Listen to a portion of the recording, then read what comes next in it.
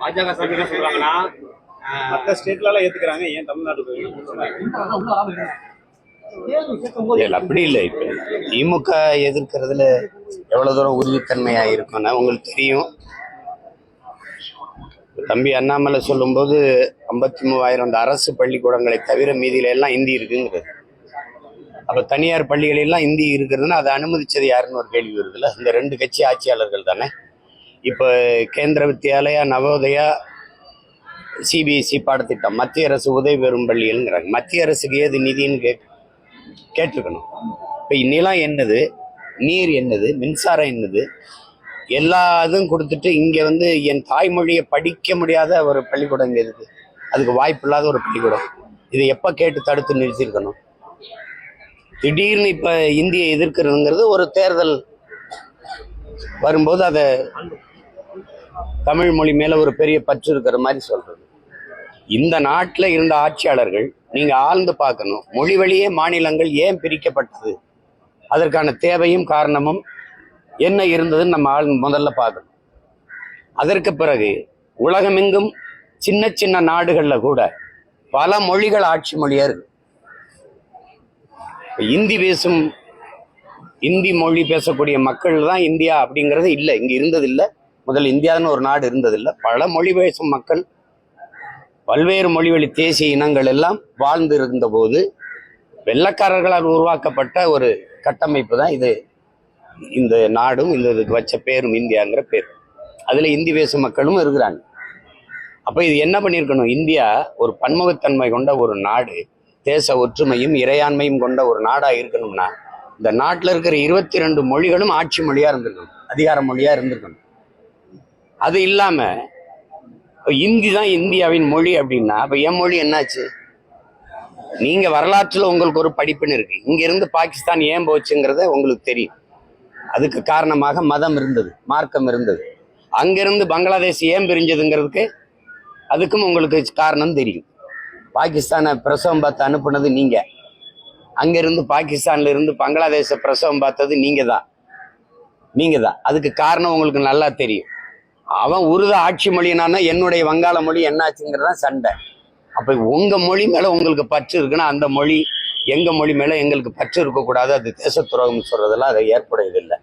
இங்க என்ன இருந்திருக்கணும்னா மும்மொழிங்கிறதுல எம்மொழி எங்க இருக்கு? தமிழ் படிக்கிறதுக்கே வாய்ப்பில்லாத ஒரு சூழல் உருவாகிட்ட பிறகு புதிதா ஒரு மொழியை கற்றுக்கணும். அது மும்மொழினா அது ஏன் அது எம்மொழியா இருக்கக்கூடாதுங்கிற கேள்வி உங்களுக்கு வரும், எனக்கு வரும், இவருக்கு வரும். அது தெலுங்கருக்கு வரும், கன்னடருக்கும் வரும், வங்காளிக்கு வரும், பீகாரிக்கு வரும், குஜராத்திக்கு வரும், மராட்டியனுக்கு வரும், தமிழன் எனக்கும் வரும். அப்ப இது என்ன வரணும், நீ எல்லா மொழியும் ஆட்சி மொழியாக்கு. எல்லா மொழிக்கும் எல்லா மொழியிலையும் பாராளுமன்றத்தில் பேச முடியும். இப்ப விண்ணூர்தியிலிருந்து நான் பறந்து வரேன், சங்கமிச்சு தமிழ் வளர்த்த என் மண்ணுக்கு தலைநகர் தமிழ்நாட்டின் தலைநிருந்து பறந்து வரும்போது இந்தி இங்கிலீஷ்ல தான் அறிவிப்பு இருக்கும்னா இது எப்படி இது? ஆனா மலேசியா, சிங்கப்பூர், அரபு நாடுகள் இருந்து நாங்க வரும்போது என் தாய்மொழியில அறிவிப்பு இருக்கும். இது எந்த மாதிரி? நான் ஆந்திராவுக்குள்ள பறக்குறேன்னா அங்க தெலுங்குல அறிவிப்பு இருக்கணும், கேரளாவுக்குள்ள பறக்குறேன்னா மலையாளத்துல அறிவிப்பு இருக்கணும். அதுதான் என் மொழிக்கு கொடுக்குற முன்னுரிமை. அப்பதான் ஒவ்வொரு குடிமகனுக்கும் இது என் நாடுங்கிற பற்று வரும், உணர்வு வரும். அது இல்லாம நீ என் தாய்மொழியை படிக்க முடியாத சூழலை உருவாக்கி விட்டுவிட்டு மும்மொழின்னு இந்தி படினா மும்மொழி அப்படிலாம் இல்லை, எந்த மொழியும் படிக்கலாம்னா அப்படி அதில் ஒன்றும் இல்லையே. அப்படின்னா நீ பன்மொழி பயிலுகன்னு வரணும். கொள்கை மொழியா ஏன் வருது? இந்த நாட்டில் எல்லா மாநில மக்களுக்கும் அவரவர் மொழி, அவரவர் தாய்மொழி கொள்கை மொழி. ஆங்கிலம் ஒரு பயன்பாட்டு மொழி. விரும்பினால் எம்மொழியும் கற்கலாம்ங்கிறதான் கொள்கையா இருக்க முடியும்.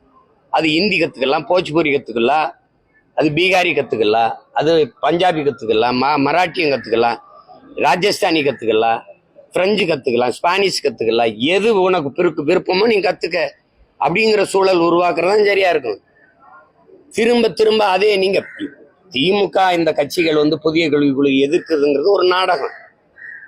இல்லந்தேடி கல்வி எந்த கொள்கை திட்டத்தில் இருந்தது? இந்த புதிய கல்விக் கொள்கையில் தான் இருந்தது.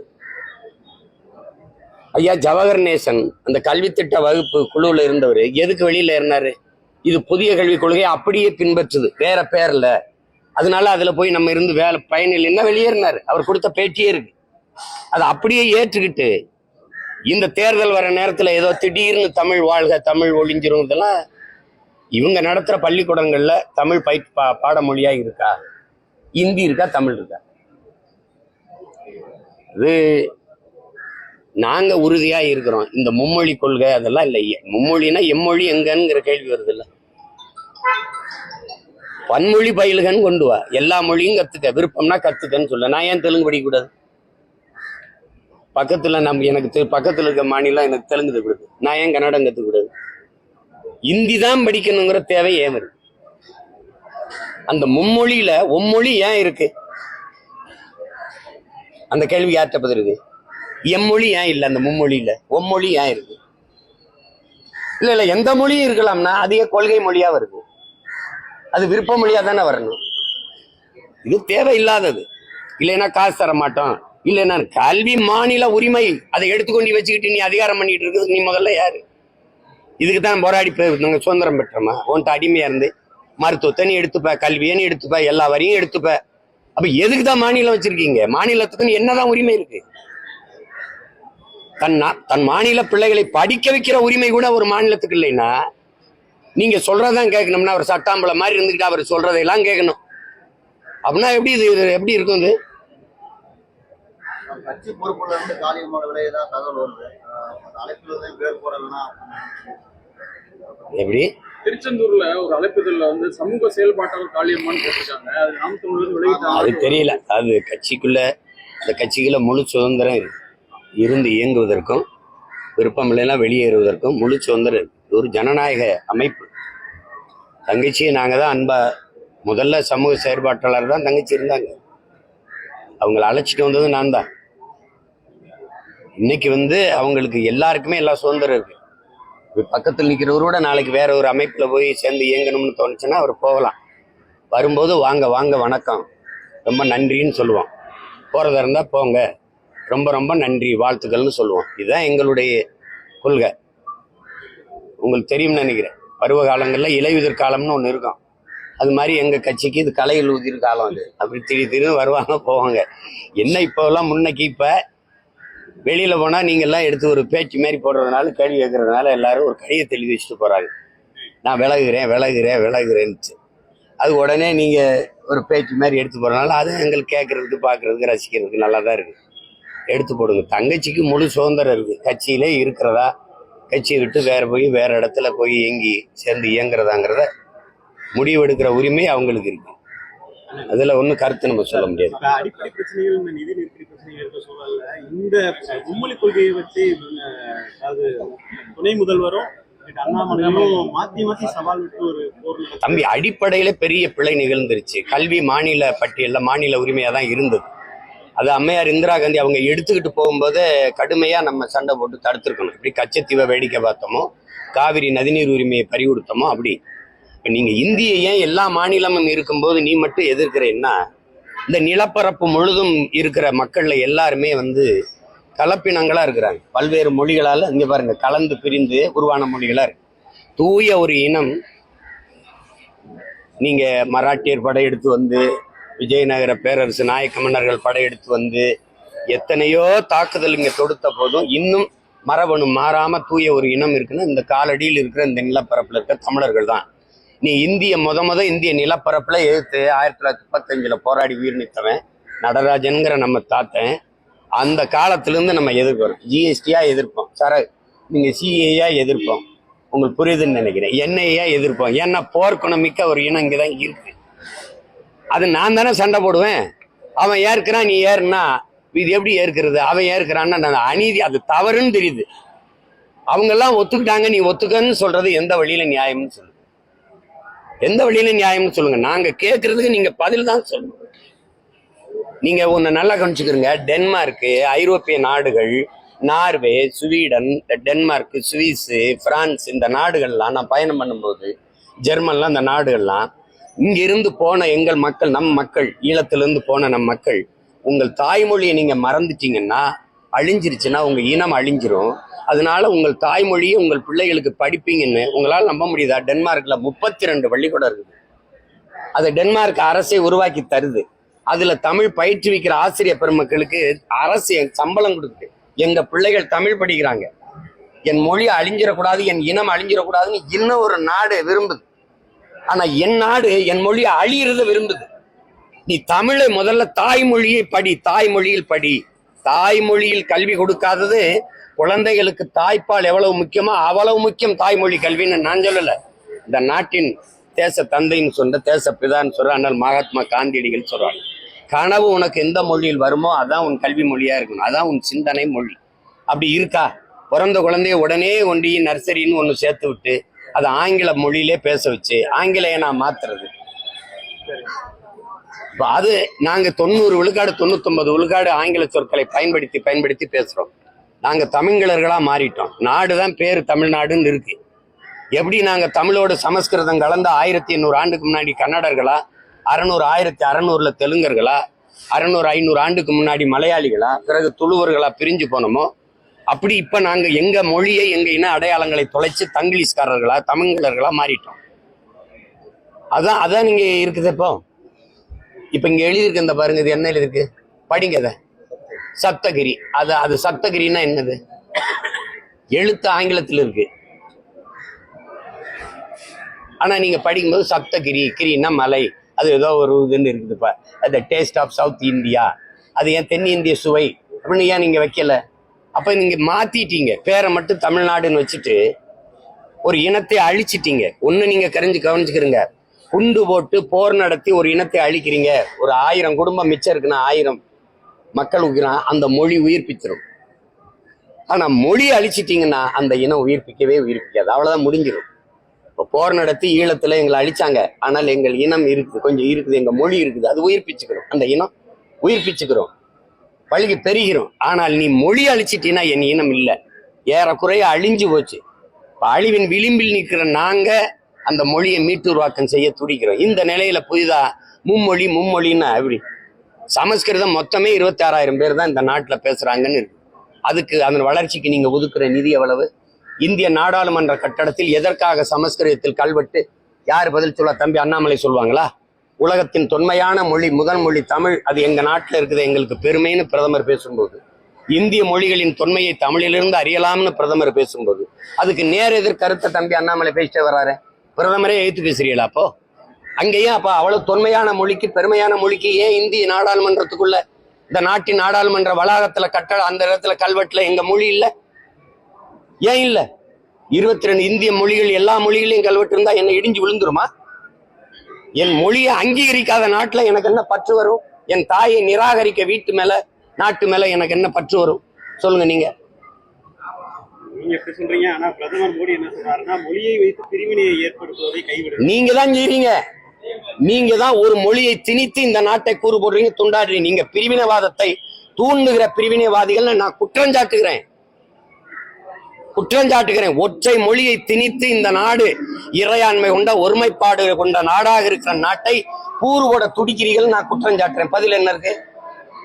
மொழியை வச்சு நீங்க நாட்டை கூறு போட துடிக்கிறது நீங்களா நாங்களா? ஒழுங்காயிருந்த நாட்டை வம்படியா திணித்து ஒரே வரி, ஒரே ரேஷன் கார்டு எல்லாம் இருக்கே, ஒரே நீரியா இல்ல?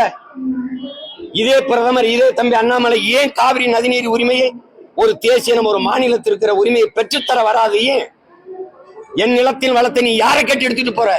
என்னுடைய நரிமணம் பெட்ரோலை யாரை கட்டி எடுக்கிற? என்னுடைய மீத்தேன் ஈத்தேனை எல்லாருக்கும் யாரை கட்டு பகிர்ந்து கொடுக்குற? அணுவுல என் நிலத்தில் இருக்கு, வெடிச்சா சாகிறது நானு, ஆனா பலன் எல்லாரும் எடுத்துக்கிற. என்னோட நெய்வேலி பழுப்பு நிலக்கரி என் சொந்த நிலம், நிலத்தை கொடுத்துட்டு வாழ்விடத்தை விட்டு சொந்த நாட்டில் அகதியா வெளியேறினது நான். ஆனா என் நிலத்தில் இருந்து தயாரிக்கப்படுற மின்சாரத்தை எல்லாரும் பகிர்ந்துக்கிறார். என்னுடைய வளம் எல்லாருக்கும், ஆனால் அவரவர் நீர்வளம் அவரவருக்கு. முல்லை பெரியாரா அவருக்கு, காவிரியா அவருக்கு, பாலாரா அவருக்கு, கிருஷ்ணா நதி நீரா அவருக்கு. நான் அப்ப என்னுடைய வளம் எனக்குன்னு வரக்கூடாதா? என்னது இது? திரும்ப திரும்ப சொல்றேன், பிரிவினையை தேச தூண்டி தேச ஒற்றுமையை சீர்குலைப்பது நீங்க தான். நீ ஒரு கல்விக் கொள்கை சொல்வா, அதுல என் பாட்டன் வஉசியை பத்தி உன் பாடத்திட்டத்துல இருக்குமா?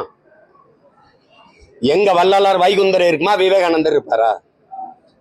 எங்க தீரன் சின்னமலையும் பூலித்தேவனும் மருதுபாண்டி, எங்க பாட்டி வேலுநாச்சியாரும் அழகுமுத்துக்கோனும் சுந்தரலிங்கமும் பெரும்பிடுக முத்தரையனும் எங்க மூதாதைகள் இருப்பானா? அதுல இருப்பானா அவன் வரலாறுல?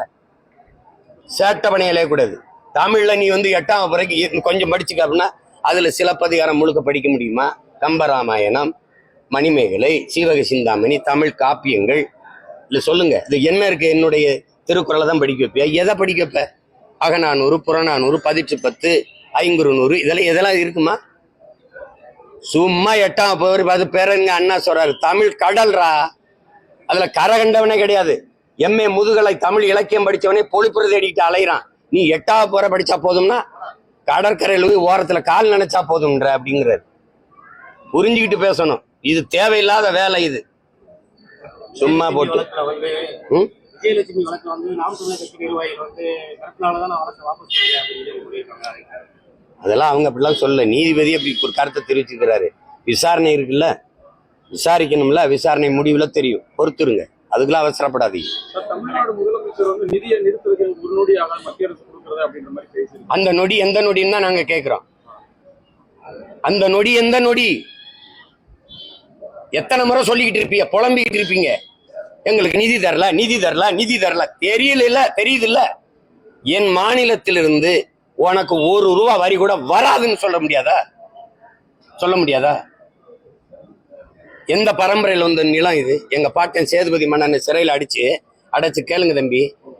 அன்னைக்கு காசு ஓரணா இருக்கும். ஓரணா சேதுபதி ஓரணா கட்டு, உன்னை விடுதலை செஞ்சிடறோம்னு வெள்ளைக்காரன் சொல்லும்போது ஓராண்டு சிறையில் இருந்த பிறகு சொல்றான், சிறையிலே இடந்து செத்தாலும் சாவனை வழிய ஒரு சல்லி காசு உனக்கு வரி கட்ட மாட்டேன்னு சொன்ன வீர மறவர்கள் வாழ்ந்த நிலம். நீ என்ன வெள்ளைக்காரன் காலத்துல நாங்க வரிகோட இயக்கம் உருவாக்கி போராட முடியுமா? இந்த ஆட்சி காலத்துல எதுக்க முடியாத? தர முடியாதுன்னா என்ன பண்ணிடுவே? நீ என்ன செஞ்சிருவே? நீ ஆட்சியை கிளப்பியா? மறுபடியும் தேர்தல் வரும்ல, மக்களுக்காக நின்று தேர்தலை சந்திக்க முடியாதா? ஏன் காசை எடுத்து வச்சுக்கிட்டு தர முடியாதுன்னு சொல்றதுக்கு என்ன அதிகாரம் இருக்குது? மத்திய அரசுக்குன்னு நிதி ஏது? யார் சொல்லுவா? தம்பி அண்ணாமலை சொல்லுவாங்களா? இல்ல அம்மா நிர்மலா சீதாராமன் நிதி அமைச்சர் சொல்லுவாங்களா? மத்திய அரசுக்குன்னு இந்தந்த துறையிலிருந்து எங்களுக்கு வருவாய் வருது அப்படி ஏதாவது இருக்கா? மாநிலங்களின் நிதிதான் மத்திய அரசு நிதி. இந்திய ஒன்றிய அரசுக்கென்று வருவாய் ஏது? அப்ப ஏன் காசை எடுத்து குடிச்சுக்கிட்டு ஒரு பேரிடர் அந்தவும் தர மாட்டேங்கிற? வாத்தியாருக்கு சம்பளம் ஒன்றும் குடிக்கும், மாணவர்கள் நலன் எதுக்குன்னு தரதில்லை. இதை செஞ்சாதான் இதை தருவேன் அப்படின்னா இது மாதிரி கொடிய போக்கு. இது லஞ்சம் தானே. இதை செஞ்சு கூட அப்பதான் காசு தருவேன்னா இது என்ன அர்த்தம் சொல்லுங்க? எப்படிப்பட்ட அணுகுமுறை பாரு, எப்படிப்பட்ட ஆட்சி? இதையே பேசிக்கிட்டு இந்த நடக்க இருக்கிற சட்டமன்றம், அடுத்து வர பாராளுமன்றங்களை வாக்கு கேட்க வாங்க. இந்திய கட்டாயம் படிக்கணும்னு சொல்லுங்க. அது ஏன் படிக்கணும் விளக்கின்னு சொல்லுங்க. சும்மா ஏதாவது பேசிட்டு இருக்கிறது.